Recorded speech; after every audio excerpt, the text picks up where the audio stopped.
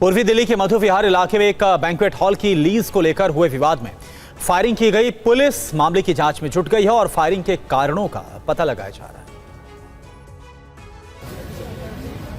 है। पूर्वी दिल्ली का मधु विहार इलाका विवाद के बाद ताबड़तोड़ फायरिंग से दहल उठा। यहां एक बैंक्वेट हॉल पर कब्जे के विवाद ने हिंसक रूप ले लिया। आरोप है कि बैंक्वेट हॉल के बाहर ताबड़तोड़ 4 राउंड फायरिंग की गई, जिसमें एक महिला के पैर में गोली लगी। घायल महिला को अस्पताल में भर्ती करवाया गया। पुलिस के मुताबिक गुरुवार दोपहर से दोनों पक्ष आमने सामने थे। पुलिस स्टेशन में जाकर भी बात की गई। शाम के समय दोनों पार्टी को बाहर निकालकर ताला लगवाया गया, जिसके बाद आरोप है कि गाजीपुर इलाके के रहने वाली एक पक्ष के लोग आए और उनमें से एक ने कई राउंड गोलियां चलाई, जिसके बाद इलाके में अफरा तफरी मच गई। वारदात के समय बैंक्वेट हॉल में कई महिलाएं भी मौजूद थी। फायरिंग की घटना से इलाके में दहशत फैल गई। फायरिंग कर अभियुक्त मौके से फरार हो गए। घटना की सूचना पर पुलिस के आला अधिकारी भी मौके पर पहुंचे और सबूत जुटाकर मामले की जांच शुरू कर दी। फिलहाल इलाके में बड़ी संख्या में पुलिस बल तैनात है। हालात पर नजर की जा रही है। पुलिस फायरिंग की वारदात में शामिल लोगों की पहचान की जा रही है। यूपी के चंदौली में बाइक सवार युवकों ने एक पिकअप ड्राइवर के साथ मारपीट की। लगातार हो रही आपराधिक घटनाओं से व्यापारियों में भय और असुरक्षा का माहौल है। वीडियो उत्तर प्रदेश के चंदौली के चहनिया चौराहे का है, जहां सुबह 3 बाइक सवार युवकों ने सकलडीहा की ओर से आ रही एक ई पिकअप के रुकते ही ड्राइवर के साथ मारपीट की। इतना ही नहीं, बदमाशों ने बीच बचाव करने पहुंचे एक शख्स के साथ भी हाथापाई की। आरोप है कि बदमाशों ने पिस्टल भी लहराई, जिससे चौराहे पर मौजूद लोगों में दहशत फैल गई और कुछ देर के लिए भगदड़ जैसे हालात बन गए। घटना का सीसीटीवी फुटेज सामने आया है। स्थानीय लोगों की सूचना पर पुलिस मौके पर पहुंची और तीनों अभियुक्तों को पकड़ लिया। मामले में आगे की कार्रवाई जारी है। घटना के बाद व्यापारी नेताओं ने प्रशासन से कस्बे में सुरक्षा व्यवस्था मजबूत करने की मांग की है। व्यापारियों का कहना है कि अगर बाजार में व्यापार करने वाले ही सुरक्षित नहीं रहेंगे तो कारोबार करना मुश्किल हो जाएगा।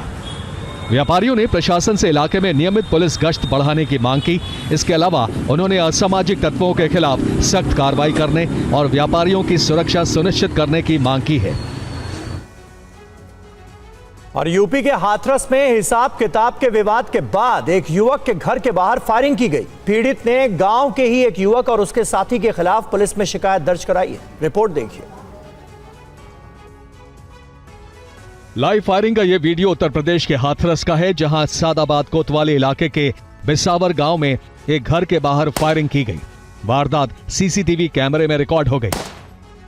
बिसावर गांव के रहने वाले मुबारक नाम के शख्स ने 2 लोगों पर घर के बाहर फायरिंग करने का आरोप लगाया है। घटना शुक्रवार रात करीब 9:30 बजे की है, जब पड़ोसी अपने एक साथी के साथ उसके घर पहुंचा। आरोप है कि दोनों के बीच चांदी के हिसाब को लेकर विवाद शुरू हुआ। इसी दौरान विवाद बढ़ा और उसने फायरिंग कर दी। पीड़ित का आरोप है कि विवाद के बाद अभियुक्त उसके घर के बाहर पहुंचे और फायरिंग करते हुए जान से मारने की धमकी दी। घर के बाहर लगे सीसीटीवी में रिकॉर्ड वारदात में युवक साफ तौर पर फायरिंग करता दिखाई दे रहा है। फायरिंग की आवाज सुनकर आसपास के ग्रामीण मौके पर इकट्ठा हो गए। सूचना मिलते ही पुलिस ने रात में घटनास्थल का दौरा किया। पुलिस ने इलाके का निरीक्षण कर मामले की जांच शुरू कर दी है। पीड़ित ने दोनों अभियुक्तों के खिलाफ लिखित शिकायत देकर कानूनी कार्रवाई की मांग की है। और सेना प्रमुख जनरल धीरज सेठ ने जम्मू कश्मीर के पुंछ, राजौरी और सुंदरबनी सेक्टर में एलओसी से लगे अग्रिम इलाकों का दौरा किया। उन्होंने यहां पर सुरक्षा, सैन्य तैयारियों और आतंकवाद रोधी अभियानों की समीक्षा की। आर्मी चीफ जनरल धीरज सेठ ने उत्तरी कमान का 3 दिन का दौरा किया। सेना प्रमुख बनने के बाद ये उनका पहला उत्तरी कमान का दौरा था। इस दौरान उन्होंने जम्मू कश्मीर में सुरक्षा हालात, ऑपरेशनल तैयारियों और सेना की युद्धक क्षमता की समीक्षा की। जनरल धीरज सेठ ने श्रीनगर, कुपवाड़ा, उरी, मानसबल, पुंछ, राजौरी और सुंदरबनी समेत कई सैन्य ठिकानों और अग्रिम इलाकों का दौरा किया।